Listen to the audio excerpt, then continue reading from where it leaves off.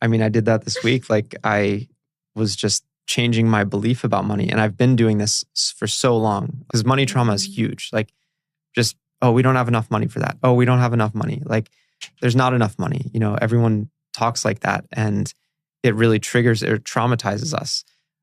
So I was like, okay, my philosophy, I'll listen to a lot of hip hop and rap because they talk about money differently because they don't want it to hold them back. Right. And that plus making, I don't know, there's another thing that helped me switch that. But moral of the story is Apple paid me $1,000 this week. Like, and me a long time ago, I wouldn't know how to react to that. Right. But like to be able to be safe with money is like a different skill set. Like if you're so triggered about money, then you're not safe with it. Yeah. And when you get even a $5 bill, like it immediately you just like have to get rid of it. And I used to be like that for the longest time. Why?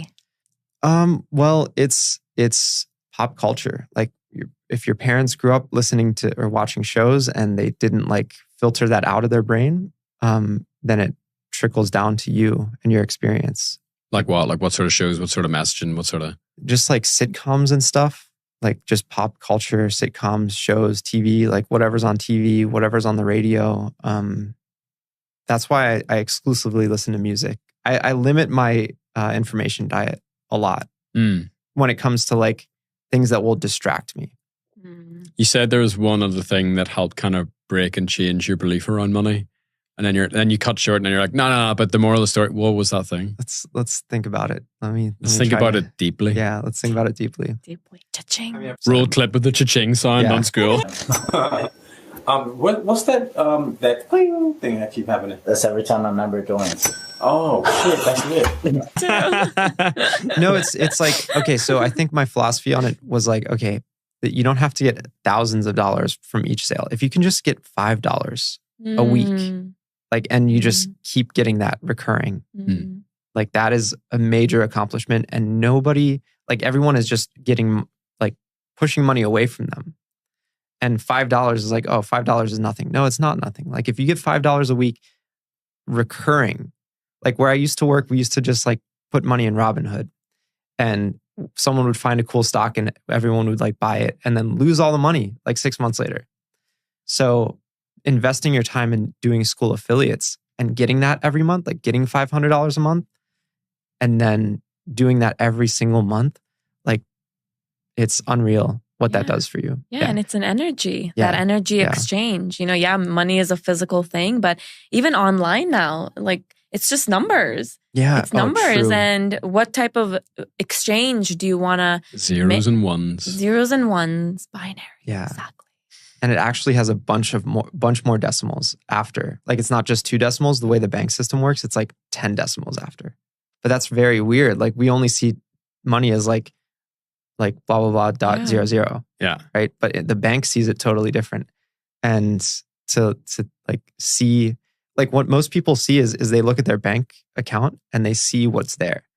That's not really irrelevant. Like that's a much farther trailing metric.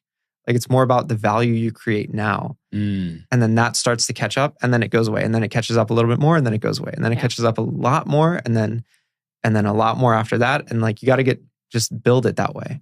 It's actually a really good point. I was listening to a rap song. Who was it in the airport yesterday? It's like Andy Mineo. And he says like, money don't grow on trees, but it grows on me because I go through seeds in the ground.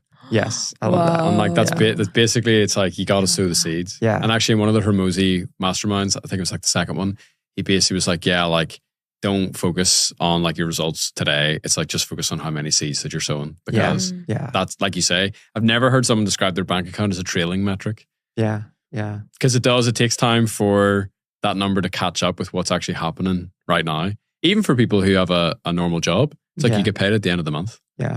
So that's interesting. And like when I look at you, I see someone who, like, you're just going to keep adding zeros on what you're doing. Yeah. I feel like in quite an accelerated space of time. Like I think in 1 year's time, like you're going to be like almost like shell shocked at where you're going to be. Because I just see that. I see the trajectory that you're on. That's why I wanted to talk to you because I'm like, I feel like this is just on the graph where it just starts to go like, yeah. And I feel like you're going to end up here. But it's this bit, that little tiny data point that I really want to focus on because I want to know how you went from here to here. Yeah. How you went from like 0 to 0.1. Yeah. Because that's the hardest bit. Like that first dollar is, it's tough. It's also the discouragement of facing the previous problems you caused yourself. Like they still show up as you start to make money, as you start to make affiliate money. Like you're like, oh, I got one affiliate payout or one sale, right? Like one $39 thing hit my account this week.